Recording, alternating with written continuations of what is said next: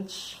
Então, hoje eu vou falar sobre um livro que é muito engraçado. Eu sempre quis ler esse livro, sempre. E assim, já tive com ele na minha mão por diversas vezes e nunca aconteceu. E aí agora aqui, né, em Portugal, morando em Portos, sem querer no apartamento que eu aluguei, eles deixaram esse livro na cabeceira do quarto. Aí eu falei, então tá bom, né? Agora pode ser que seja o momento certo que eu deveria ler. Que esse livro aqui é O Mundo de Sofia, do Joyce Gardner. E é um livro que, assim, é uma historinha de uma menininha, que é a Sofia, né? Sofia em grego significa sabedoria. E que ela começa a receber umas correspondências, umas cartas, né? De alguém anônimo, que não sei, ainda estou no início do livro, sei lá que página 50. E aí ela começa a fazer perguntas para elas, perguntas meio existenciais, né? Então aquela quem é você? De onde você veio? Essas perguntas filosóficas, né? Mas de uma maneira muito leve, de uma maneira muito gostosa. Eu acho que, vendo aqui, eu tô lendo esse livro como se eu tivesse, assim, voltando, sei lá, aos meus 11 anos de idade. E se eu tivesse me colocando na pele da personagem mesmo. E pensando que, cara, tá aí um livro que eu daria pro meu filho, se ele tivesse entre 9 e 13 anos, né, dependendo da maturidade dele, porque coloca perguntas sérias, né? E aí tem uma parte que eu achei muito interessante, que aqui no início, que ele tá perguntando para ela, falando sobre a questão do hábito, né? Sobre como o filósofo é aquele cara que não para de se surpreender. Isso vale para o poeta, isso vale para a criança, isso vale para todos aqueles que têm um olhar de curiosidade para a vida. E aí, ele vai dar um exemplo aqui, né? Por exemplo, Sofia, se o teu irmãozinho de 3 anos está na cozinha, junto com a sua mãe e o seu pai, e aí de repente a sua mãe vira para a pia para fazer alguma coisa e o seu pai começa a voar, né, em cima da mesa.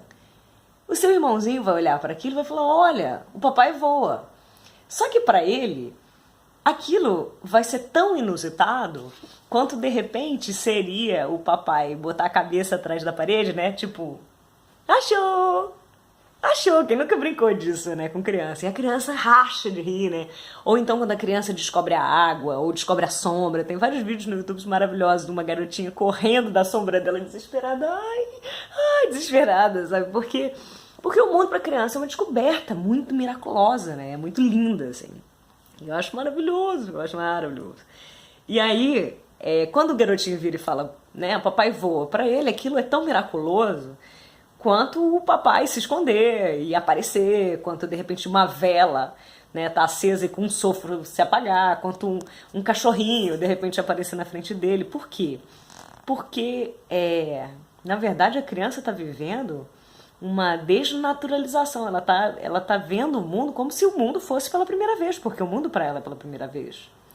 Agora, em compensação, se ela vira, se o garotinho fala, o papai voa, e a mãe, a mulher, a esposa, vira para trás e vê o marido voando sobre a mesa, ela deixa cair a louça, essa é a cena que ele está narrando, ela vai deixar cair a comida no chão e vai se surpreender, e vai ficar com medo, vai se assustar, o que está acontecendo?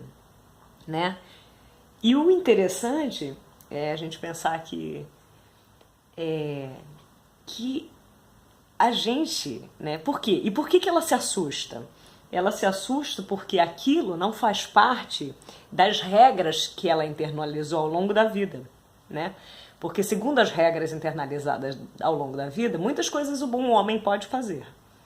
Mas sem nenhum tipo de aparelhagem, voar não é uma delas, né? E aí a gente cria os seres mitológicos, as ficções, os super-homens, os personagens e tal. Mas a mulher, dentro dela, ela já naturalizou uma regra de que um homem sem aparelhagem, com corpo próprio, não voa. E aí ela se assusta. E aí ele começa a perguntar aqui uma coisa interessante, que é por que nós nos assustaríamos com o fato de vermos um homem ou uma pessoa voar, mas ao mesmo tempo nós estamos tão habituados, ou nós fomos ensinados, né? Ou nós nos habituamos com o fato de que Nós estamos andando sobre um planeta que está literalmente suspenso numa galáxia, né? Junto com uma série de outros planetas descomunais em tamanho. E isso não nos assusta. Isso é muito contraditório, cara, né? Por quê? Porque desde criança a gente é ensinado que né, que tem as órbitas, os planetas, as galáxias, que estão todos eles interagindo num espaço que é um vácuo, que agora já estão descobrindo que, sei lá, era dark matter, e que agora não, a dark matter parece que não é mais tão um vácuo assim, não sei direito. Mas enfim, mas o que é mais surreal é essa nossa capacidade de nos habituarmos com certas coisas e nos surpreendermos com outras coisas que, teoricamente, um homem voando seria muito menos miraculoso do que a gente realizar, do que a gente entender de que nós estamos num planeta suspenso, que é uma bola enorme, com zilhões de pessoas suspensos no meio do espaço. E isso não faz a gente se chocar. E aí é a hora que ele vai, né, começar a perguntar para ela isso. E a garotinha vai começar a se surpreender. Por quê? Porque o filósofo, ou a criança, ou o poeta de novo, esses são as figuras que vêm, né, para se tornarem adultos, que não se habituam, né, que costumam, ou que buscam, ou que tentam ver o mundo como se ele fosse um eterno nascimento, né, um nascimento da primeira vez. E por isso o mundo fica tão miraculoso, né? Porque ele está sempre causando espanto. O mundo é uma fábrica de espantos. É uma coisa linda. E eu achei muito legal, porque aí eu, como poeta, né, como uma pessoa que está sempre refletindo e sempre se espantando com o mundo e tal, vendo a garotinha se espantando, eu me identifiquei muito, eu achei muito legal. Aí depois ela começa a perguntar para a mãe dela: mãe, você acha a vida estranha? Mãe, de onde nós viemos? Mãe, o que é o mundo? E a mãe dela: de onde que você está tirando essas coisas e tal?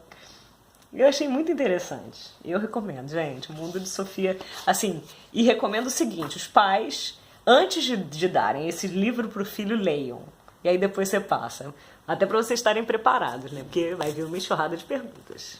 Beijo.